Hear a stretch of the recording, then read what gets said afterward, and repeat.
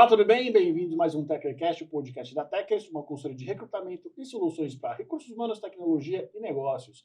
Se você não pode me ver, por qualquer que seja o motivo, meu nome é Eduardo Saig, sou um homem branco cis hétero, estou usando um óculos de grau preto, uma barba por fazer, um cabelo curto, moreno, né, marrom, uma grande tatuagem no braço direito, preta e branca, uma tatuagem que está sendo feita no braço esquerdo, estilo oriental, uma tradicional camisa social de manga curta, como vocês sabem muito bem, para você que não me conhece ou está me conhecendo agora, eu sou um dos grandes defensores daqui do Brasil, um país tropical, de que os homens sejam liberados socialmente, não sofram tanta repressão para usar camisas sociais de manga curta. Então, a minha camisa social é uma camisa tradicionalmente azul. Estou num grande estúdio de podcast, uma sala preta, com muitas luzes apontadas para o nosso rosto, luzes e câmeras também, numa mesa de madeira. Na minha frente está o meu convidado dessa semana, o Eric Sato. Eric, boa. Seja muito bem-vindo. Valeu, rapidamente, se autodescreva. Legal, cara. Bom, eu sou um homem cis hétero. Sim, branco. Usei a terminologia certa? Usou. Muito bom. Branco, estou vestindo uma camisa preta, tenho o cabelo grisalho, uma barba a fazer e super feliz em estar aqui conversando contigo, Edu. Eric, obrigado pelo seu tempo, obrigado por você ter vindo. Valeu. Devo conhecer você aí, sei lá, uns 5, 6 anos, acho que a gente se conectou nos tempos de pandemia. Sim. Agenda super corrida. Você, obviamente, é um profissional de recursos humanos, deve ter o quê? Uns 25 anos de experiência. Isso mesmo. Somado a isso, você também é o host e fundador do PauleraCast, que Exatamente. é um podcast sobre rock and roll, das mais variadas vertentes. E, sei lá, recentemente a gente se reconectou e eu descobri que você tem uma banda, provavelmente você goste bastante, é uma das minhas prediletas, que é o Van Halen, que eu sempre digo, sempre que me perguntam sobre música e afins, eu digo que o Van Halen foi o responsável direto por eu não ter sido um coroinha, ter enveredado pelo rock and roll e por toda a filosofia. Tenho certeza que ele tá lá no céu cantando. E aí a gente se reconectou porque eu vi que a tua imagem do WhatsApp era a tradicional guitarra dele. Exatamente, cara. Ed Van Halen é meu primeiro herói no heavy metal, cara. Reverência máxima daquilo que eu ouço, daquilo que eu gosto, daquilo que eu acompanho, enfim. É meu herói. O Ed Van Halen é meu herói. Com todos os defeitos e... Normal, dele. todo Normal. mundo. Ele era humano tanto quanto Exatamente. nós, né? Quero falar bastante sobre isso um pouquinho mais pra frente, porque Legal. eu quero entender o que o podcast ajudou você em termos de desenvolver novas habilidades. Boa. Né? Mas antes disso, conta pra gente como é que você começou a trabalhar com recursos humanos. Legal. Cara, essa história é boa. Se você me permitir, eu vou pra minha trajetória antes de trabalhar em RH, cara. Legal. Cara, eu fiz administração na PUC, né? E eu sabia que eu precisava arranjar um jeito de pagar a faculdade. E quando eu, enfim, fui aprovado no vestibular, cara, a única ferramenta que eu tinha em mãos era o inglês. Diferente dos meus amigos, a grande maioria que optaram por fazer um ensino médio técnico, Senai, as ETECs da vida, enfim, eu cresci no ABC Paulista, né, cara? Então, enfim, trabalhar... Uma parte de trabalho, de já começar a trabalhar cedo. Trabalhar cedo e trabalhar... Indústria, automotiva. Exatamente, cara. Isso nunca me chamou muita atenção naquele momento, cara. Então, enfim, a minha opção, né, no colegial, e aí eu já entrego a minha idade, né, chamar ensino médio de colegial, cara, foi buscar um outro caminho diferente dos meus amigos e, ao final do ensino médio, quando eu entrei na faculdade, eu falei, cara, eu preciso trabalhar e o que eu tenho para dispor para o mercado de trabalho era o inglês. Cara, aí eu comecei a trabalhar numa escola de idiomas lá na minha cidade, em São Bernardo. Da onde veio o teu conhecimento sobre inglês? Cara, isso é curioso, Edu. Eu sempre gostei de idiomas, cara. Isso tem uma conexão direta e restrita com música, Sim. cara. Horas lendo encartes de CDs, de LPs, tentando traduzir e entender o que os caras estavam cantando. Acho que isso me ajudou pra caramba com o cinema. Então, eu não consigo desassociar os dois nesse momento. Mas eu sempre gostei de inglês, cara, e sempre tive muita facilidade. Tanto até que eu comecei a dar aula, cara, sem nunca ter feito intercâmbio, sem nunca ter ido para fora do país, enfim, isso foi muito legal. Enfim, daí comecei a minha trajetória na escola, cara, e no terceiro ano da faculdade, que coincidiu com o meu terceiro ano trabalhando, naquela escola, eu avisei a dona que aquele seria meu último semestre de aulas por lá, porque eu precisava cumprir as tais 220, 240 horas de estágio regular que a PUC exigia. E aí, Edu, naquele momento ela me perguntou, por que você não faz esse estágio aqui? A escola era uma escola de médio porte, talvez uma das maiores naquele momento da rede franqueada nível Brasil. E, cara, tinha algumas oportunidades ali para eu desenhar uma estágio enquanto um estagiário, estudante de administração de empresas. E aí eu olhei muito para mim mesmo, cara, assim, meu, o que eu posso fazer aqui? E aí essa reflexão, cara, foi muito para o lado daquilo do que eu gostava de entender, do que eu gostava de estar lá dando aula. Porque quando eu comecei, cara, eu falei, meu, eu vou dar aula há 2 anos, logo mais eu estou no segundo ano da faculdade, vou buscar um estágio em comércio exterior. Pô, eu comecei a PUC em 96, cara. Comércio exterior tava bombando. Começo da globalização de fato. Né? Cara, e algumas faculdades super tradicionais lançando cursos de administração com ênfase em Comex, e eu sabia da questão que o idioma poderia ser um diferencial competitivo naquele momento. Cara, eu falei, dou aula há 2 anos, busco um estágio no segundo ano e vai embora. Porra, doce ilusão, cara. Eu fiquei 6 anos trabalhando lá. Já formado, trabalhando em recursos humanos, eu ainda tinha as minhas turminhas.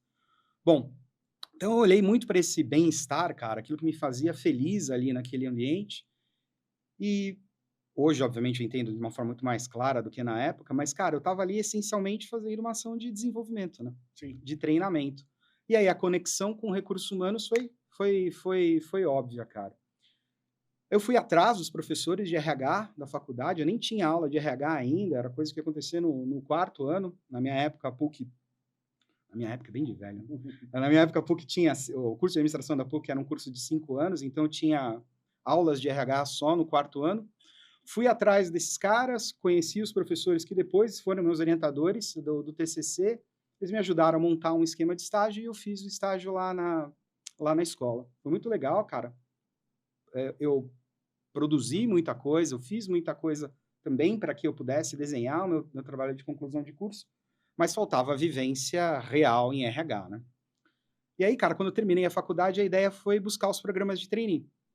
E aí eu conscientemente, Edu, eu busquei os programas de trainee que já tinham alocação pré-definida. Porque eu queria viver a área do começo ao fim para me testar. Falei, cara, é isso mesmo que eu quero? E aí eu fui aprovado no programa de trainees da Redcar, hoje Rede. Foi muito legal, cara, assim, foi... Quantos anos? 4 anos e meio de Redcar, cara. Caramba. Quantos anos de processo? De trainee? 1 ano, cara, o programa é de 1 ano. E o que foi muito legal, cara, que meu primeiro grande projeto lá foi fazer parte de um grupo que estava desenhando o processo de integração para um contingente bem razoável de novos contratados para a área comercial da Redcar. Meses antes de eu entrar, eles fizeram um esforço de recrutamento e seleção grande, contrataram algo em torno de 45 a 60 pessoas para as áreas comerciais espalhadas no Brasil. Eles estavam num momento ali de dar mais capilaridade para a área comercial da empresa, contratando gente para trabalhar fora dos grandes centros. Esse grupo foi admitido semanas depois da minha chegada. Então, eu fui alocado num grupo ali de trabalho para montar o processo de onboard, de integração desses caras. Meu papel lá era super de gestão do projeto, de conversar com os stakeholders, e o meu cliente interno número 1 nesse projeto era a área comercial, então eu tinha muito, muito contato com alguns diretores, né? E eu lembro que uma vez eu estava num almoço de status ali, né, para bater status, para falar do andamento do projeto com um desses diretores, contando um pouco para ele daquilo que a gente estava fazendo, quais eram os próximos passos e afins. O cara simplesmente parou de conversar comigo, começou a me olhar e tal. Falei, cara, Pedro, o que foi, cara? Falei, meu, como é que você caiu em RH? Falei, cara, eu não caí em RH, eu escolhi RH. E isso, Edu, naquele momento que eu estava começando a minha trajetória, puta diferencial. Posso falar puta? Posso? Pode. Enfim, um baita diferencial naquele momento que eu estava começando a construir a minha identidade profissional. E definiu, cara, né? Definiu seus passos. Exatamente. Dali para frente. Exato. Dali para frente. Você, dentre os vários ramos e segmentos que você trabalhou, você tem uma experiência, algumas experiências muito interessantes, principalmente no ramo de mídia e entretenimento, que foi um pouco do começo da nossa conversa junto lá atrás, né? Uhum. Você trabalhou, se não me falha a memória, uns 6 anos na ESPN Isso. e quase 9, 10 anos na Paramount, né, recentemente. Exatamente.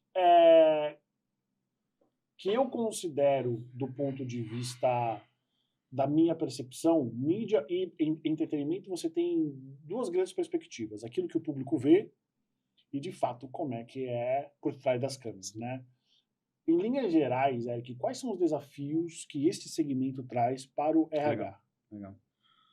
Cara, acho que a primeira observação dentro desse contexto, cara, é entender que nas empresas, e aí eu não quero generalizar, estou Sim, usando o corte da minha própria experiência.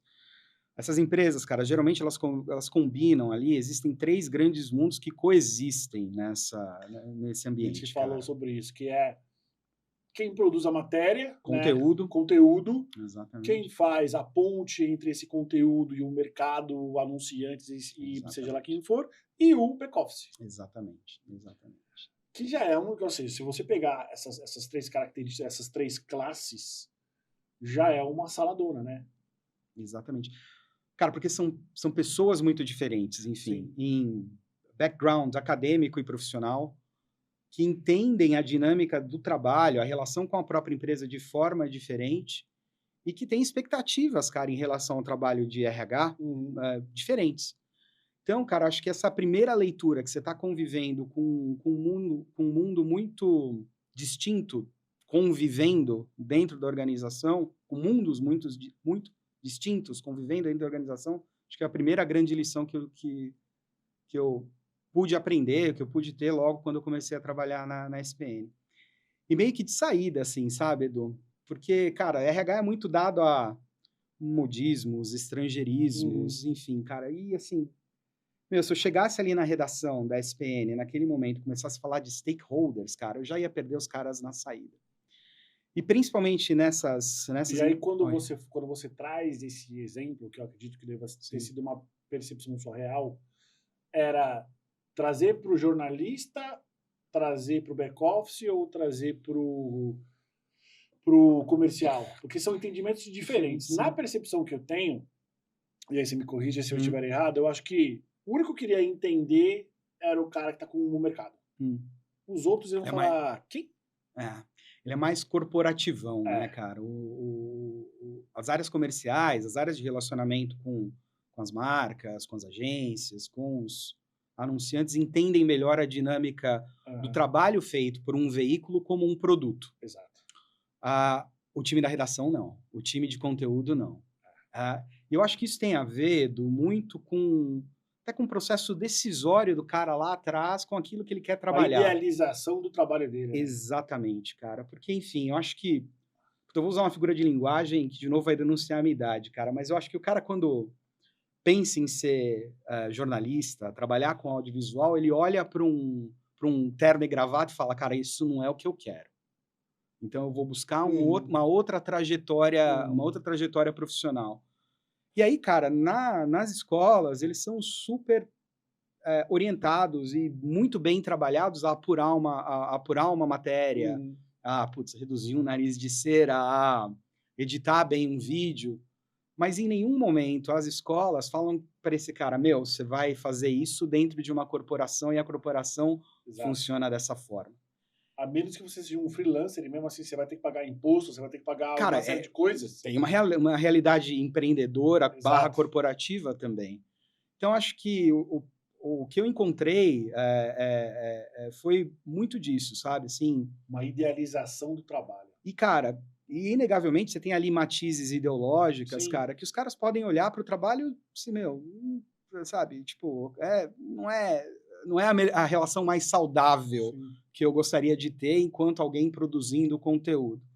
Então, como é que você consegue driblar essas aparentes reticências do core business?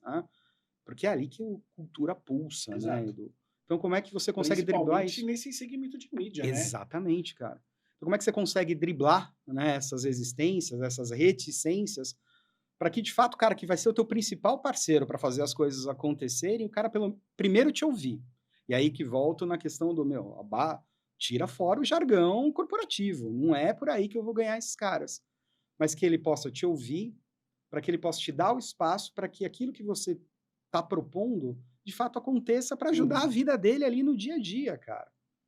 Então, eu acho que essa foi uma primeira grande lição, cara, assim, vou adaptar a linguagem, tá perto, Edu, muito perto, cara, do que está acontecendo ali no dia a dia da redação, da produção, cara. E como é, Eric, lidar com um jornalista personalidade famosa? Isso é muito legal, cara. Uma coisa que é muito curioso, enfim, dessa minha experiência, é que esses caras são super autênticos, né? Então, com algumas exceções, óbvias, algumas exceções, geralmente o cara que você vê na tela é o cara com quem você vai conviver ali no dia a dia, tá? Então, enfim, não tem um personagem, de novo, com algumas exceções. Então, cara, você tem que saber lidar com isso pro bem e pro mal. Lembrar que é uma questão vaidosa, né, que o cara está trabalhando a imagem dele, o cara, moço, enfim, estão trabalhando a imagem dele, né, e essa relação, né, da imagem construída, da imagem projetada, da vaidade, está presente também no dia a dia. Cara, isso é muito interessante você falar, porque é um contraponto direto daquilo que a gente vê no mercado corporativo. Você tem uma imagem que não corresponde àquilo que a pessoa é. Ou seja, a questão da autenticidade, escreve aí, tá? Eu tenho certeza que no máximo 2 anos, com toda essa exposição que os executivos estão tendo, será um dos comportamentos, um dos valores, seja lá o que for, que as empresas e que o mercado vai buscar. É o mercado corporativo, os porta-vozes serem autênticos. Exatamente. Como que você enxerga essa dualidade? Ou seja, no mercado corporativo a gente tem alguém que ele é tudo menos autêntico, e guardadas as devidas proporções, no mercado de mídia e de entretenimento, você tem alguém que é autêntico 100% do tempo. O que é mais difícil? Boa pergunta, cara. Eu prefiro a verdade, cara, por mais chavão que isso possa parecer. Porque aí você tem clareza exatamente quem você está lidando, né, cara? Você consegue entender ali a forma de abordagem, a forma de tratamento na autenticidade e naquilo que é real no cara. Você não sabe se é o personagem ou se é o cara de verdade. Então, assim, por mais difícil que esse convívio com a autenticidade mode full on possa ser, eu acho que é mais fácil. Porque deixa a relação mais transparente, deixa a conversa mais franca. E, cara, na SPN, acho que, enfim, né, a gente tinha diversos personagens por lá que ocupavam posições de autoexposição, apareciam na tela, mas tinham funções executivas, né? Que estavam no funcionamento e na engrenagem da empresa. E aí você volta para aquela conversa que a gente teve lá atrás, né? Tipo, pô, será que o cara queria essa função executiva? Será que ele se preparou para essa função executiva? Ou simplesmente aconteceu na trajetória dele lá dentro? E aí que eu acho que era o nosso grande papel, né? De entender, fazer essa leitura, adaptar o nosso discurso, adaptar a nossa conversa para que, de fato, a gente pudesse trabalhar as estratégias de gestão de gente da melhor forma para potencializar, para dar vazão para que essa relação entre a figura pública, que todo mundo conhece, e o papel executivo acontecesse da melhor forma. E dentro da experiência que você teve, você, em linhas gerais, esse desenvolvimento, ele era um desenvolvimento fácil ou era muito difícil? Cara, é difícil. Eu acho que ele tinha acho que um primeiro momento de uma questão de desconhecimento até do básico, do né? básico. Do conceito básico. Do conceito básico, cara. Eu lembro que a gente desenhou um programa de gestão, cara, lá que, enfim, a gente trabalhava um kitzinho básico de gestão, cara. Sabe? Tipo, Leadership 101, assim, sabe? E, cara, eram coisas e eram assuntos e temas que a gente discutia que talvez numa realidade mais corporativona os caras passassem batido. Mas aí que a gente conseguia ganhar um pouco da confiança desse público, porque a gente optou, Edu, por uma estratégia super pragmática, cara. Super tipo, você vai aprender isso para você usar isso no teu dia a dia. E você vai conseguir medir, obviamente que eu não usava essa abordagem, mas enfim, você conseguia medir a utilidade daquilo que você estava aprendendo quando você sair daqui. Quando você tiver a tua primeira reunião de avaliação de performance com a tua equipe daqui um mês. Então, acho que essa questão de dar ferramentas super tangíveis, uma abordagem mega pragmática, porque os caras são pragmáticos, Exato. Edu, é fato. Né? São... Intelectualmente são muito bons, né? Tem uma capacidade de análise e de senso crítico. E de crítica muito forte, cara. E orientado a fato, Edu. Então, assim, cara, tipo, ok, me mostra o que está acontecendo, me mostra onde eu vou aplicar o que você está me trazendo. E acho que essa opção, ela foi muito acertada, cara, porque logo eles conseguiram ver no dia a dia, cara, putz, eu lembro até hoje, cara, a gente tinha um primeiro grande programa que eu consegui tocar na SPN foi a reformulação do programa de estágio da casa. E eu lembro, cara, que a gente estava enfim, no final de um painel de competências com candidatos e tal, estava trabalhando ali uma estrutura muito simples, cara, de avaliação por competência, mas muito simples mesmo. E aí eu estava explicando, antes dos candidatos entrarem, né, para uma das pessoas lá da redação, a saudosa Kitty Balieiro. Cara, eu lembro que eu expliquei para ela, isso funciona mesmo? Peraí. Daqui 1 hora a gente volta nessa conversa, você vai ver que a gente vai conseguir observar as tais competências se a gente fazer essas 3, 4 perguntas muito bem focadas naquilo que ele viveu, o resultado e assim por diante. E aí no final, falou, porra, funciona mesmo, né? Eu sei quem é esse garoto, eu sei quem é essa garota. Então acho que essa foi a escolha, sabe? E dentre esses vários processos de desenvolvimento de alguém que é, por exemplo, um redator ou, enfim, alguma coisa parecida com isso, quais eram as principais? Eles tinham críticas dentre as ferramentas que você trazia? Sim. Você se lembra das principais? Porque eu, como um facilitador de processo seletivo e um recrutador especializado na área de recursos humanos, eu acho muito curioso quando pessoas que são oriundas de outras áreas têm acesso às principais ferramentas. Sim. E é sempre uma visão interessante. Sim. Né? Não quer dizer que é bom, que é certo, Sim. errado. Opinião. Exatamente.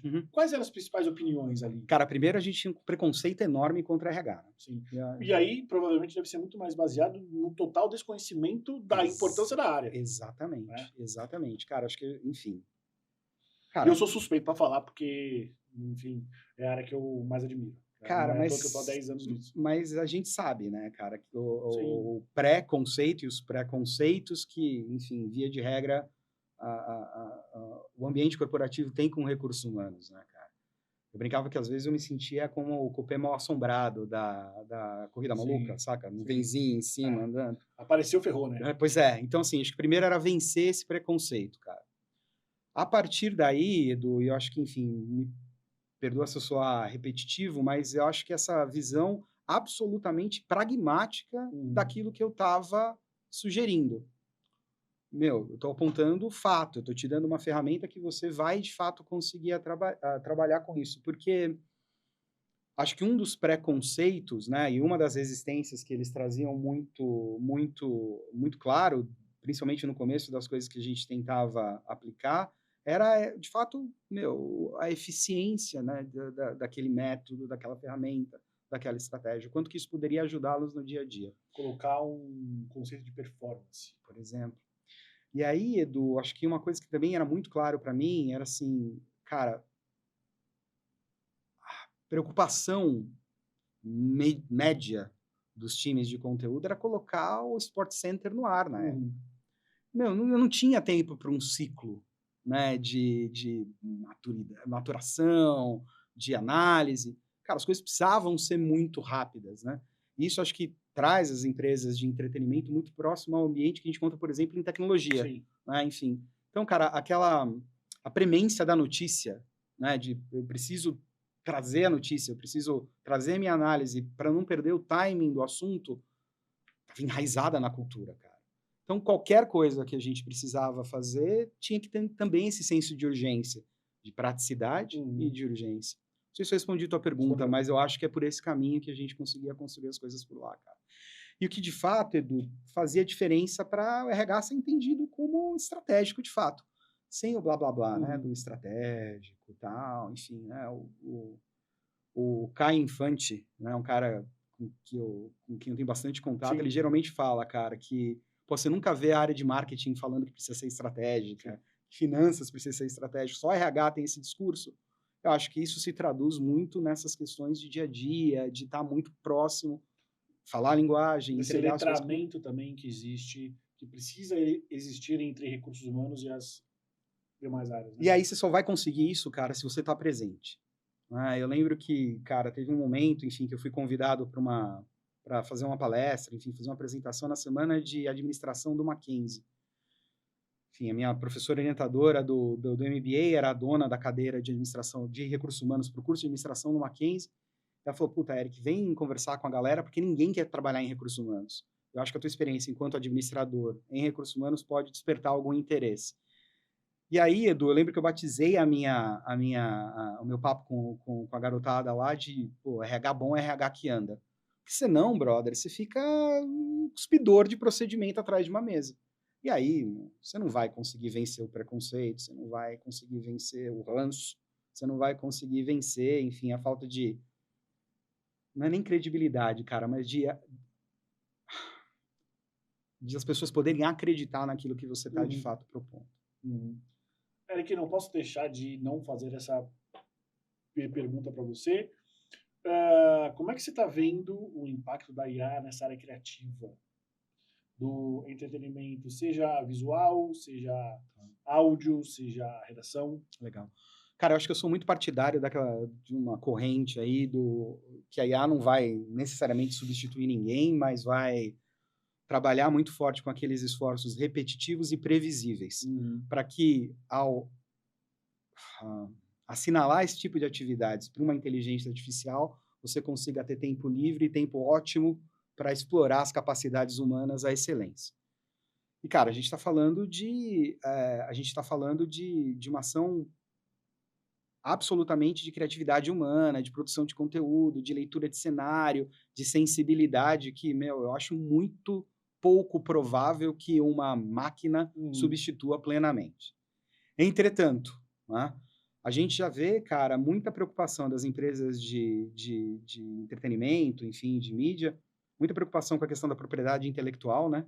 Essa barreira, né, de puta, até onde eu vou, né, com o uso dessas ferramentas de forma que eu estou usando, enfim, conteúdo e criando conteúdo que é de fato autêntico, que é meu, que eu não estou usando propriedades de terceiros. Então tem uma discussão até de ordem legal, jurídica, nessa história muito, muito forte. Mas eu acho que tem coisas muito legais, Edu, que, enfim, se bem trabalhadas, eu acho que elas podem potencializar esse viés criativo de quem trabalha com audiovisual. Vou dar um exemplo mega simples, cara, e que, enfim, não tem nem a ver com as empresas com as quais eu trabalhei. Mas, cara, enfim, você deve acompanhar os canais de YouTube que os caras fazem versões de músicas de MPB em vários ritmos. Cara, o cara tá usando IA ali. Sim. Mas só que ele tá pegando uma letra, cara, ele tá pegando um contexto da música, ele tá olhando, sei lá, para uma vertente de rock and roll, entendendo como aquela letra vai se encaixar melhor naquela vertente. Aí ele trabalha toda uma questão da identidade sonora, né, daquela versão, para que faça sentido com a letra, para que tenha conexão e assim por diante. Então tem espaço para criatividade ali.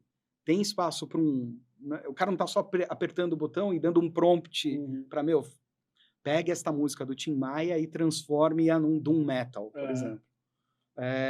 Mas tem uma criatividade ali, cara. E eu acho que esse é o espaço que as empresas de conteúdo começam a explorar de uma forma muito mais disciplinada a partir de agora. E aí, qual é o papel da área de recursos humanos nessa mudança, né? Porque a gente pode entender que como uma mudança de mentalidade ou como uma mudança técnica mesmo. Sim. Como é que você imagina esse impacto nas áreas e, obviamente, entendendo todo o teu histórico nas empresas de mídia e de entretenimento? Por quê? Porque eu penso que são as que estão sendo diretamente impactadas e que, em algum momento, acabam passando as sensações e as experiências para outros segmentos do mercado? Bom, cara, eu acho que esse mercado não é exclusivo de mercado de entretenimento e mídia, mas acho que esse mercado está de cabeça para baixo de 15 anos para cá, né? Eu acho que isso tem muito a ver com a mudança de hábito de consumo, Sim. né? De como a gente consome conteúdo hoje, né? Tudo baseado na bendita economia da atenção, Exato. né? Enfim, cara, então como é que eu crio estratégias que eu consiga capturar a tua atenção num monte de scroll que você está dando em diversas telas, né? Cara, se eu estivesse apresentando a Paramount para alguém que não conhecia há 15 anos atrás, eu ia certamente numerar ali 10, 12 concorrentes muito claros e eu ia estar essencialmente falando de canais de TV a cabo. Cara, hoje esquece. Hoje não é o canal de TV a cabo que está concorrendo com a Paramount. É um TikToker, Na Casa TV, por exemplo. é qualquer coisa, Qualquer cara. coisa. Então, assim, de novo, né? Acho que tem toda essa. Acho que o primeiro impacto é entender que a gente trabalha num viés novo, que é a tal economia da atenção. Acho que um segundo ponto, Edu, e aí, enfim, não falando especificamente de IA, mas dessa transformação e dessa mudança nesse mercado, cara, são empresas completamente diferentes, Edu. Tem um momento na minha trajetória da Paramount que eu fui responsável por organizar e fazer o desenho organizacional da estrutura de streaming da Paramount aqui no Brasil. Que bacana. Cara, E aí você teve que, eventualmente, criar cargos novos, né? Tudo. do zero, Edu, porque eu tinha um guideline de orçamento que vinha da matriz e ponto final, cara. A partir daí, como é que essa realidade ia se dar localmente, era o meu papel, o papel da minha equipe, enfim, de construir. E eu lembro, cara, que a gente teve um momento que a gente estava desenhando os times de receita. E aí a gente começou a olhar para um pessoal que trabalha com mídia programática. Cara, talvez mídia programática é algo super comum para um site, para uma plataforma, mas, enfim, para um veículo, né, era uma coisa super nova. Cara, eu tive que aprender pra cacete. Sabe aquele lance do Globo Repórter? Onde vivem, o que comem, enfim. Porque eu não sabia nada, cara, nem onde recrutar os caras. Como você fez, Eric, para você conhecer uma área? Para você montar, fazer o design organizacional de uma área. Até mesmo porque não tinha referência, Exato. né? Era, cara, uma coisa era uma área de mídia programática num site. Qual a referência que eu tinha para um veículo como enfim, a plataforma de streaming que a Paramount estava lançando no mercado naquele momento. Então, assim, você saía meio sem referência, cara. Tipo, eu lembro de conversas com o pessoal da Towers para buscar referência de salário, cara. Meu, não tem. Então, era meio que entender por aproximação. Cara, onde eu vou recrutar esses caras? Putz, o que é uma DSP? Meu. E aí, a partir do momento que eu comecei a viver um pouco desse mundo de programática, eu usei muito das experiências que eu conseguia aprender quando eu estava nos processos seletivos, Edu. E aí, cara, era uma galera, Edu, muito diferente da que eu tinha recrutado até então. Pessoal essencialmente jovem, com uma solidez técnica muito forte, talvez nem acadêmica, cara, porque eu não sei se eles aprendem programática na escola, mas tecnicamente muito habilitados, mas com uma visão de mundo, de trabalho completamente diferente, cara. E aí era uma experiência tácita mesmo. Total. De campo, Tentativa e erro, Edu, de direcionar o esforço de recrutamento, só para ficar nesse exemplo, para um lado e teste AB, sabe? Meu, não é por aqui. É outro caminho. Enfim, como é que dizem? Errar, mas errar rápido. E corrigir a rota. Então, cara, foi uma experiência muito legal. E volta um pouco naquela questão lá atrás que a gente falou da SPN, né, cara? Esses caras que a gente contratou, eles veem o trabalho de uma forma completamente diferente, cara. Eu tava ali com um pacotão CLT classudo. Os caras estavam trabalhando, freelando para EJ, para DSPs gringas, alguns ganhando em dólar. Meu, e aí, eu vou falar, vem aqui, toma aqui teu plano de saúde? Não sei se é isso. E aí, Eric, o que trazia essas pessoas? O que atraía elas? Cara, eu acho que não posso desassociar o peso da marca, né? Enfim, e isso é muito legal de trabalhar com entretenimento, né, cara? Independente se você gosta ou não, você tem uma relação com aquela marca. Né? Então, acho que o peso das marcas eram muito interessantes, Mas era muito interessante, mas essencialmente o projeto, Edu. O projeto e o propósito, né? A gente estava construindo uma unidade de negócio. Então, acho que esse era o grande apelo que eu utilizava para trazer esses profissionais para casa, né? Obviamente, tinha a questão do tamanho da Paramount, uma abrangência global, as marcas, enfim, isso jogavam bem ao nosso favor, mas principalmente no projeto de construir algo novo. Porque, de novo, eu tinha, obviamente, guidelines, eu tinha orientações que vinham da matriz. E também para a área de negócio, cara. Mas como é que isso ia dar na realidade local? Como é que a gente ia avançar nesse mercado que era super inexplorado para a Paramount até aquele momento? Então, acho que isso também ajudava bastante no discurso de atração. Nessa tua experiência de montar essa estrutura de streaming, qual foi a posição mais desafiadora, mais difícil? Você falou, cara, não sei por onde começar.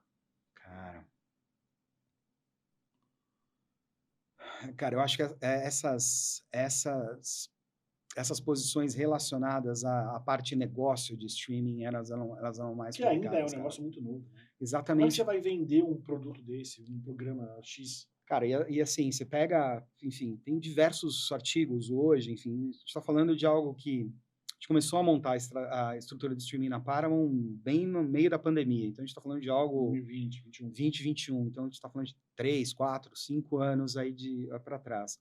Mas ainda hoje, cara, o mercado de Fast TV, né, que, enfim, são as plataformas gratuitas que você faz streaming de conteúdo televisivo suportado por ad sales, né, suportado por publicidade, o próprio mercado publicitário ainda hoje está aprendendo a lidar com isso, né? Entendendo as métricas, entendendo a questão dos analytics por trás, qual é a diferença que, enfim, um anunciante pode receber em termos de dados para suportar o processo de decisão deles que ele não tem hoje na TV, talvez ele não consiga a extensão numa mídia programática, num player nativo de internet. Então, acho que tem uma questão do desconhecimento do mercado muito forte, cara. E, cara, e aí, enfim, é aquela boa e velha lei da escassez, né? Caras super jovens fazendo uma grana que num ambiente corporativão, mais estruturado, mais regulado, até pelas questões internas, isonomias e o que quer que seja, talvez não tinha ganho suficiente tinha gancho suficiente para fazer uma proposta de remuneração que de fato fizesse o cara mudar de ideia. Cara, eu lembro de um caso específico, enfim, de uma posição de liderança para essa área. Eu cheguei num profissional e, cara, a estrutura de remuneração dele era um negócio, tipo, super agressivo. Ele tinha o fixo, ele tinha o variável, ele tinha long term, ele tinha uma série de componentes, porque ele, de fato, era um cara super qualificado para aquela posição. E que olhando para uma estrutura mais pesada, de novo, mais estruturada, como era o caso da Paramount, a gente não conseguia fazer uma oferta que, de fato, trouxesse o cara para casa. Então, foi um trabalho, cara, de... É uma quebra de paradigma, né? Total, porque é uma empresa diferente, Edu. Eu acho que essa ficha caiu, cara, até 2020... Cara, óbvio que, enfim, né, tô há 20 anos nesse mercado, cara, você começa a ter leituras, né, sei aonde recrutar, sei mais ou menos quanto esses caras ganham. Cara, a partir do momento em que eu comecei a me aventurar, né, para montar essas estruturas, falei, cara, essa é uma empresa diferente. O que eu estou fazendo hoje, a estrutura que eu tenho hoje, não é uma estrutura que vai conseguir fazer com que eu traga as melhores pessoas, que de fato consiga apoiar o negócio da forma que o negócio precisa e para onde o negócio está apontando. Que aí é onde a gente pode ser estratégico mesmo, sabe, Edu? Aí você sai do discurso vago do RH precisa ser estratégico para, cara, de fato conseguir desenhar estruturas de programas e ferramentas de gestão que de fato apoiem a orientação do business, a orientação do negócio. E aí, Eric, qual que era o desejo de carreira dessas pessoas? Porque a minha percepção é, quando a gente sai desse mercado corporativo, quando você tem uma governança estruturada, baseada ali, por exemplo, em processos, fluxos muito bem definidos, querendo ou não, apesar do que muitas empresas dizem, você tem um desenho mínimo de visibilidade para onde está indo. Para onde está indo, que Sim. basicamente é baseado no planejamento estratégico da empresa, que todo mundo coloca um esforço de fé muito grande que vai ser cumprido. Sim. Então, o bom e velho analista, coordenador mais especialista, gerente de diretor e blá blá blá. Muitas pessoas desejam isso, muitas empresas têm isso, e está tudo bem, absolutamente nada de errado. Uhum. Como que é essa visão nesse contexto que você trouxe? Cara, Cada dia um dia. Cara, eu acho que, por um lado, Edu, eu acho que recrutar de forma diferente, buscar pessoas de forma diferente, que têm uma carreira talvez não linear como essa, te dão um pouco mais de conforto para fazer esse tipo de aposta, sabe? Obviamente que a gente chegava ali em posições de liderança que, classicamente, eu tinha o executivo, que tinha essa visão. Mas aí você já estava numa outra cadeira, você já estava num outro eixo de direcionamento de carreira, e aí acho que a estrutura tradicional era mais bem-vinda. Agora, eu volto no ponto, cara. Eu comecei a conversar com esses caras de DSPs, com essa garotada de DSPs, cara, os caras não estavam nem aí, Edu, eu tô aqui, o seu plano de saúde. O que é um DSP? Cara, o DSP é uma agência que faz o controle da mídia programática. Estou sendo super genérico nessa explicação, mas é uma agência que vai desenhar as campanhas, fazer a monetização das campanhas, o monitoramento dos resultados e ir desenhando e ajustando as campanhas de programática a partir do momento que você começa a entender que elas estão ou atingindo o resultado da campanha que é esperado ou está saindo daquilo que está sendo pedido. Esmiuçando mais, essas pessoas eles atuam na internet ou nos veículos, nos streamings? Cara, hoje nos streamings, mas originalmente é o cara de mídia de site. É o cara de mídia de site, de portais. E fez essa migração para o streaming. Para o streaming, cara. E principalmente para as plataformas FAST, né? Que são essas suportadas por AdSales que eu falei há pouco. Então, cara, esses caras, eles tinham, Edu, muito autodidatismo. Então, como é que eu treino esse cara? Não é o caminho do calendário de treinamento anual com aulas de 2 horas. É tudo para ontem. É tudo para ontem, cara. Então, assim, então, né, olhando só para essa perspectiva de treinamento e desenvolvimento, cara, a trilha desse cara é completamente diferente da trilha de um analista de remuneração regular, analista financeiro. E, por sorte, né, enfim, do momento que a gente estava recrutando, cara, a gente teve o boom de consumo de conteúdo na pandemia, né, enfim. Então, isso também mostrava e estava dando evidências muito claras de para onde esse mercado estava caminhando, e o quanto que esse mercado poderia trazer, de fato, de retorno para as empresas e, por extensão, para as carreiras dos indivíduos que trabalhavam nesse mercado. Então, enfim, acho que teve uma tempestade perfeita ali de marca forte, presença global, propósito de construção, um mercado pungente, enfim, que ajudou no processo de atração desses caras. Mas, essencialmente, a partir do momento que você entra, a trajetória tem que ser completamente diferente. Acho que ninguém tem resposta certa ainda, Sim. Edu. Acho que ninguém tem... Acho que ainda não é... As organizações estão apontando e estão direcionando, enfim, seus negócios para esse mercado, para esse novo mercado, ainda não tem um ciclo maduro, né, de crescimento. É um pouco daquilo que o Igor do Flow fala, né? É uma realidade tão nova, que não existe ninguém que se aposentou vivendo de internet ainda. Né? Não tem mesmo, cara. Não tem mesmo. E, cara, você não tem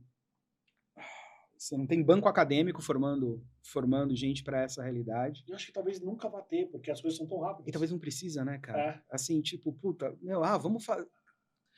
Aí aqueles males das empresas grandes, né, cara? Não, a gente precisa desenhar o job description. Não, acho que é mais o job offer ali do que eu preciso, que o cara vai oferecer para aquele ambiente de negócio. Qual o resultado que eu estou esperando dele? Menos o job description, sabe?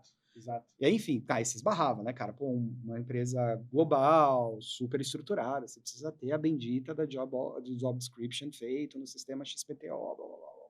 Talvez os job descriptions, para esses contextos, vão se tornar muito mais um plano de metas e um business plan individual do que responsabilidades. Cara, é muito mais. O que você tem de OKR ali, como é que você vai estruturar, como é que você vai pensar no desenvolvimento, como é que você vai remunerar os caras baseados nos objetivos que você precisa entregar do negócio.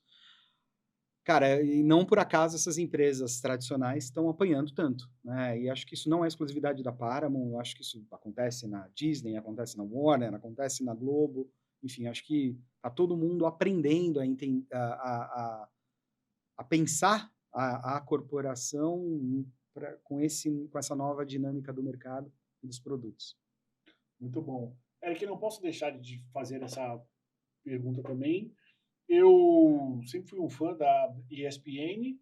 Todo mundo sabe que um dos principais porta-vozes do começo dela foi o José Trajano, jornalista super conhecido do mundo esportivo, que ele é conhecido como o cara que trouxe a ESPN para cá para o Brasil, com toda uma comunicação, todo um jeito muito próprio de se fazer jornalismo esportivo. Em algum momento tomou-se a decisão de que ele não seria mais esse camisa 10, né?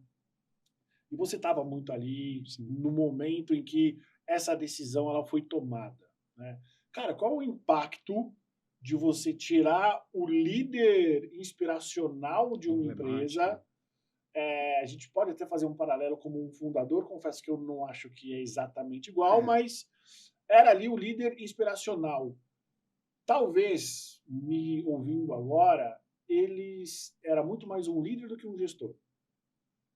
E aí a gente cai numa situação, numa dicotomia, que eu entendo que é um dos grandes problemas que as empresas têm. As empresas não querem líderes, as empresas querem bons gestores. Mas isso é um papo uma outra vez. Como é que foi este processo? Legal. Cara, acho que eu vou responder essa tua pergunta olhando com dois caminhos, cara. O primeiro, acho que eu volto na questão do autêntico, né? Isso ele é bastante. Bastante, cara. O Trajano executivo era o mesmo Trajano que você via no Linha de Passe. Pro bem e pro mal. Mas eu acho, Edu, que aí é o segundo caminho da minha resposta. Essa foi uma das mudanças que a SPN estava vivendo naquela época, sabe?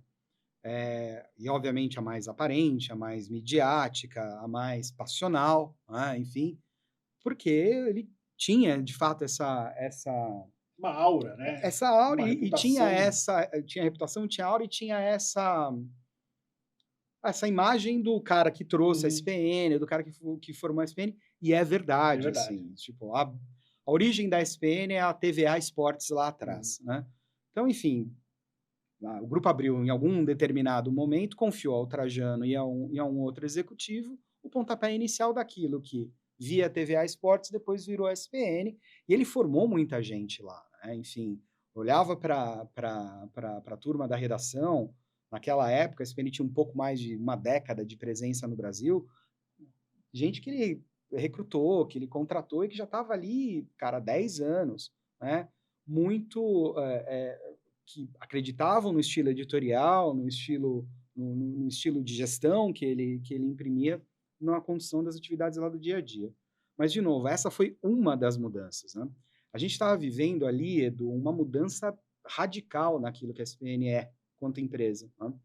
A gente saiu ali entre 2009 e 2011 com uma Copa do Mundo no meio de um parque produtivo 100% analógico para um parque produtivo digital, né, que foi o processo das nossas transmissões em HD. Cara, de novo, uma Copa do Mundo no meio, que a gente tinha uma oportunidade de mercado para fazer a nossa primeira Copa em HD, enfim, Então, aquelas mudanças que tinham uma premissa tecnológica, técnica, de novo, eu estou saindo de um parque produtivo analógico para um digital, também começavam a desenhar um modelo de gestão, um modelo de negócio, um modelo de atuação, que é o que a SPN é hoje. A SPN sempre foi uma empresa da Disney, né, e continua sendo, mas eu acho que naquele momento ainda tinha uma certa autonomia da operação local. mas a Disney se aproximava, né? A grande corporação se aproximava. Volto de novo, pô, a grande corporação, olho para a corporação, talvez não seja isso que eu queira, enfim. Então a gente tinha esses desafios. Então a saída do Trajano do papel executivo, ele deixou de ser talent anos depois, e aí eu já não estava mais na SPN, eu não consigo falar muito a respeito desse momento que ele saiu das telas. Sim. Mas a mudança dele do papel executivo, tive a oportunidade de estar muito perto, e a gente entendeu, com todo o respeito à história e à importância do Trajano, que era mais uma mudança num caldeirão de mudanças efervescente que a gente estava vivendo por lá. E essa mudança ela estava programada quando a ESPN veio para cá? Ou foi algo que foi acontecendo? Qual mudança? A mudança desse papel executivo dele.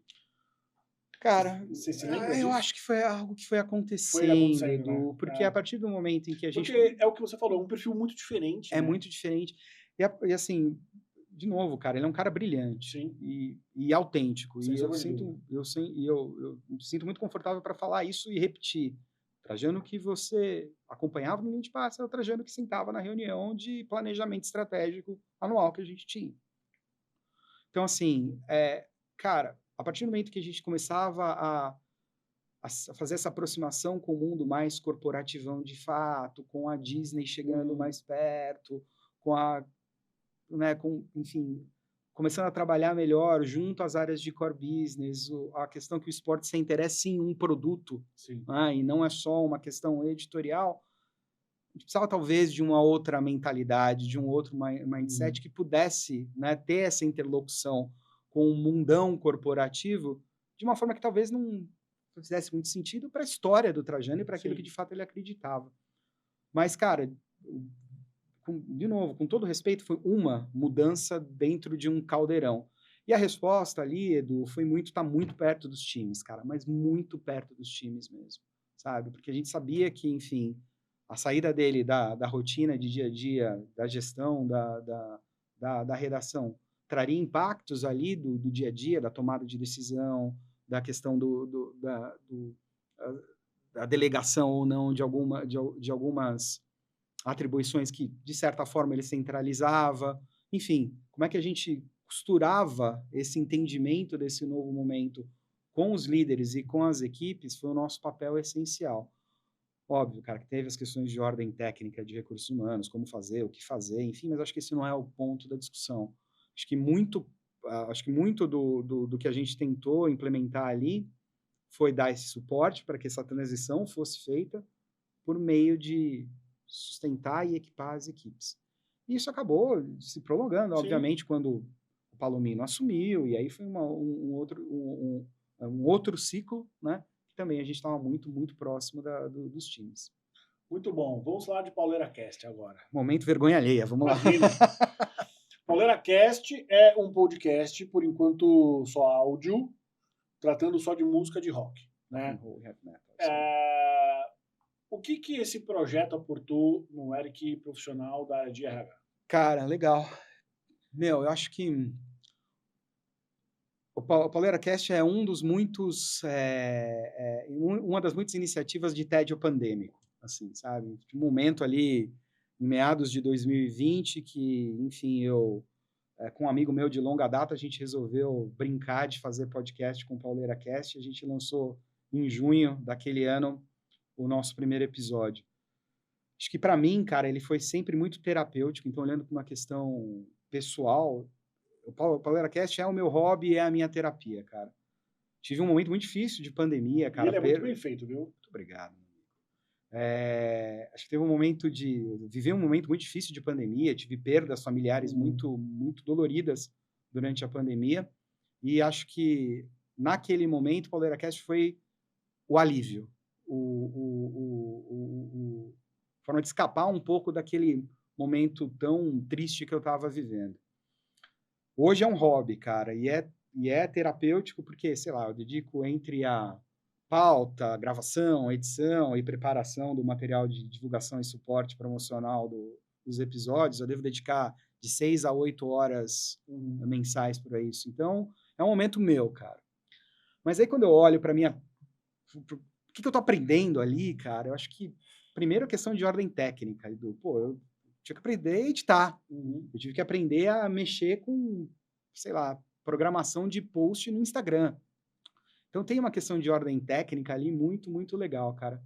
Mas essencialmente, Edu, quando eu olho pro meu trabalho no PauleiraCast, eu acho que ele repete muito aquilo que eu encontro na minha vida enquanto cara de RH, que é conectar pessoas em direção a um propósito, né? Tava te contando um pouco antes de a gente começar a gravar como eu cheguei nos colunistas, né? Pô, um deles, que hoje é o co-host do programa, do podcast, era nosso ouvinte, e ele tem uma página dedicada a heavy metal nacional, era algo que eu entendia que faltava pra gente enquanto pauta. Então, no primeiro momento, convidei ele para ser um colunista, como disse, hoje ele é o co-host, pai de um amigo da minha filha, ele é um dos coordenadores de um curso livre da história sobre a história do rock and roll na Universidade Federal do ABC, e ele tem lá uma coluna que conta um pouco dessa história. Uma moça que trabalhou comigo na SPN, gosta de metal extremo, e é algo que faltava pra gente, e eu consegui fazer com que ela participasse, de certa forma, também com uma coluna. Isso acontece com os convidados, isso acontece com as pautas, enfim, eu acho que esse skill, né, essa habilidade de conectar pessoas para um propósito, que é o que eu venho fazendo na minha vida em RH desde o momento zero, está muito presente no que eu faço no PauleiraCast hoje, cara. Muito bom. Você fala muito sobre propósito em algumas passagens, né? Tá. Para você, o que é propósito? Cara, boa pergunta, filosofal essa, cara. Cara, eu acho que propósito é algo que vai fazer te mover, cara. Sabe, eu acho que o propósito é necessariamente algo que chama para ação para você querer alguma coisa, cara. Acho que Cara, o interesse move o mundo, né? Eu acho que o propósito te aponta o interesse para que você canalize tua energia, para que você aguce tua curiosidade, para que você, enfim, busque aprender o que você não sabe, porque você sabe que tem algo que você vai entregar, sabe que tem algo que você para onde você está direcionando esses esforços. Acho que isso é um pouco do propósito. E com toda essa tua experiência, assim, você acha que as pessoas elas precisam trabalhar com o propósito delas ou eventualmente não? Cara, eu acho que precisa. É. Eu acho que precisa, Edu. Já que a gente está falando de música, né? Eu não sou muito do deixa a vida me levar, a vida leva eu. Sim. Acho que, obviamente, muitas coisas acontecem por obra do acaso na sua vida, isso é inegável, mas eu acho que isso é muito superficial, cara, e é muito efêmero. Eu acho que a questão de você trabalhar com clareza aquilo que você quer, eventualmente traduz aquilo que você é, sabe?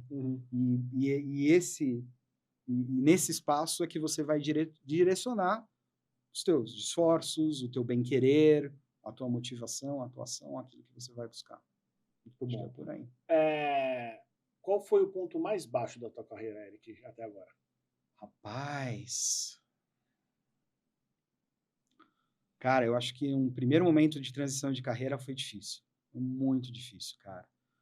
Acho que pelo ineditismo, né, de ter vivido aquele momento de transição, né, até então, minhas movimentações tinham sido sempre feitas porque eu queria ir para um outro lugar, porque eu tinha um propósito de ir para outro lugar, e aquele momento, Edu, foi um momento de... Pô, é chavão, mas é um momento de, cara, quem eu sou sem o crachá, né? Onde está o meu chão? Um profissional que me habilitava a chegar em colegas, em headhunters, enfim. Então, acho que aquele momento foi um momento muito difícil na minha carreira, cara. Muito, muito difícil. Que aí eu contei, enfim, cara, ajuda de terapia, com ajuda de ordem profissional mesmo, de algumas pessoas que eu tenho muito bem querer, né? Porque estavam ali no momento que eu mais precisei, cara. Qual foi o ponto mais alto da tua carreira até agora? Boa, cara. Edu, quem me conhece bem, cara, sabe que eu sou um cara de RH, eu escolhi RH, como eu falei e tal, mas o que eu mais gosto de fazer, cara, trabalhar com gente começando carreira. Por quê? Não sei, cara. Acho que isso me remete muito àquele ambiente de sala de aula que eu tinha lá atrás. E eu acho, cara, que fazer com que, enfim, eu possa aportar algumas reflexões para quem está começando um caminho profissional, baseado em tudo aquilo que eu vivi, e a partir daí a pessoa decida que caminho vai seguir, considerando ou não aquilo que eu estou compartilhando, eu acho que isso é um presente, assim, sabe, cara? Eu não quero soar autoindulgente nessa história, mas eu queria ter tido essa conversa lá atrás, sabe? Então, se eu ter isso como propósito, enquanto, de novo, um cara de RH, faz muito sentido para a minha história profissional, sabe? E aí, cara, tipo, putz, você vê, estagiários meus em posições de liderança, uma estagiária brilhante que eu tive numa passagem curta que eu tive pela Oxiteno. Ela é hoje líder de RH regional da empresa que ela trabalha. Diversos estagiários que eu consegui ajudar a identificar e trazer para a SPN hoje estão, cara, apresentando programas, sabe? Então, acho que isso é muito legal, cara. Eu acho que o ponto alto para mim, o ponto de maior satisfação é quando eu vejo essas figuras aparecendo. Porque aí eu sei que, de certa forma, eu contribuí para aquilo, sabe? De alguma forma, eu conversei, eu abri caminho, eu ajudei a um gestor a identificar o potencial, e isso está traduzindo em coisas que são aparentes, que as pessoas conseguem observar. Se você tivesse tido o Eric naquele momento, começo de carreira, o que você acha que teria mudado? Putz, cara. Cara, eu acho que a questão de trabalho, para mim, foi sempre uma coisa muito presente, assim, sabe, na minha vida. Meu pai foi um cara que trabalhou, work his ass off, sabe, assim, até o final dos tempos. Meu pai faleceu trabalhando, praticamente. Então, assim, a questão do emprego, do trabalho, da firma, sabe? Isso sempre foi muito presente. Eu relaciono muito meu sofrimento da primeira transição de carreira com isso que eu aprendi com o meu pai. Enfim, acho que olhar com um pouco mais de leveza, né, essa questão, acho que seria um recado que eu daria para mim mesmo. Legal, cara, você vai trabalhar no mundo corporativo, mas o mundo corporativo é assim, cara, e não sofra. Ser demitido faz parte. Faz parte, cara, faz muito parte. Óbvio que, né, hoje, enfim, eu olho isso de uma forma muito, muito diferente, menos aflitiva, mas eu acho que se eu tivesse esse recado em algum momento lá atrás, faria muito, muito sentido, cara. E termo super em voga hoje, né, a questão da vulnerabilidade, né, cara? É ok eu falar para você hoje que eu vivi um momento difícil quando eu fui desligado 15 anos atrás. Certo. E tá tudo bem, cara. E tá tudo bem. Eu me identifico muito com essa sua fala também, porque eu me lembro que um dos piores momentos da minha vida foi quando eu fui demitido pela primeira vez. Por quê? Porque eu também cresci com essa crença de que o trabalho é tudo. Cresci numa situação familiar onde a minha mãe tinha perdido o emprego no plano Collor e nunca mais tinha conseguido emprego. Então você cresce num contexto assustado de escassez, não financeira, mas de escassez de novidade, de propósito, né? A vida, ela, em alguns aspectos para mim, ela parecia sempre a mesma porque ela estava ligado a uma falta, cara, da minha mãe não ter trabalho relativamente jovem, né? E quando eu fui desligado pela primeira vez, cara, eu era muito jovem, acho que 25 ou 26 anos, e durante o período do processo de demissão até você conseguir um outro emprego, a minha vida acabou, mano. E a minha vida, ela mudou muito, não por nenhum agente externo, mas por um processo que hoje a gente entende como talvez uma tristeza profunda, talvez uma depressão, que, tipo, fudeu, vou ficar desempregado mais cedo do que minha mãe, eu nunca mais vou conseguir emprego. Ledo engano. Tanto que um certo tempo depois, teve uma grande onda de demissão numa das empresas em que eu estava trabalhando e eu fui desligado. Eu tinha acabado de ter a minha primeira filha, 15 dias antes. A maneira como eu lidei de um cenário para o outro foi completamente diferente. Sim. Sim. Num espaço de, sei lá, 5 anos entre uma passagem e outra. Cara, acho que, enfim, ninguém vai te... Acho que ninguém te ensina isso. Né? Acho que você vive, né, essa história. Cara, eu acho que eventualmente talvez a gente, com essa nossa conversa, a gente possa ensinar alguém, os Erics e os Eduardos ali jovens, mesmo que eu tinha acho que 26 anos, falar, cara, tá tudo bem, viu? Você vai ser demitido, tranquilo, vai acontecer. Inclusive, eu acho que o processo de demissão, obviamente, dentro de determinados contextos, ele é algo muito importante para o crescimento, para o desenvolvimento de repertório emocional e de você entender, cara, é só um emprego, você vai conseguir outro. Exatamente. Mas quando eu falo de não ensinar, cara, assim, não tem receita, né? Não tem receita. Eu acho que vai depender do teu contexto, vai depender do teu momento, da tua segurança, tanto mental quanto, enfim, né, de patrimônio e afim. Isso vai depender de cada um dos contextos, cara. E só para deixar claro, ser demitido é normal, ser demitido sempre não. Aí, eventualmente, a gente tem um probleminha. Aí a gente tem um probleminha, viu? É verdade, cara. É verdade. Eric, a gente sempre encerra com dicas de livros, séries ou, eventualmente, músicas que você ouviu e que você acha que vale a pena compartilhar. Qualquer coisa. Legal, tem um podcast que eu recomendo que as pessoas ouçam, chama Powercast. Muito bom, viu? Muito bom. É muito bom. Cara, acho que eu não consigo fugir de música, cara. E acho que uma dica legal, a gente está até começando a preparar aí os nossos episódios de melhores do ano, de retrospectiva e tal. Mas, cara, eu acho que clássicos são sempre clássicos. E acabou de sair um álbum tributo ao Bad Company, cara, que é muito bom, cara. Então, se você gosta de rock and roll tradicional, que vai fazer a referência aos grandes caras que abriram um caminho e trouxeram a música para o patamar que ela está hoje, ouça Can't Get Enough, Tribute to Bad Company. Meu, tá sensacional, tá muito legal, cara. 2 perguntas. Nos seus momentos de baixa, que tipo de música que você escuta? Existe alguma banda que você coloca? Essa aqui é a banda que eventualmente eu coloco ou para me levantar ou para me afundar, porque eu sei que eu vou sair. Cara, eu acho que eu tenho ouvido muito post-rock nesses momentos de reflexão, cara. E a minha banda de cabeceira nesses momentos é uma banda irlandesa chamada God is an Astronaut.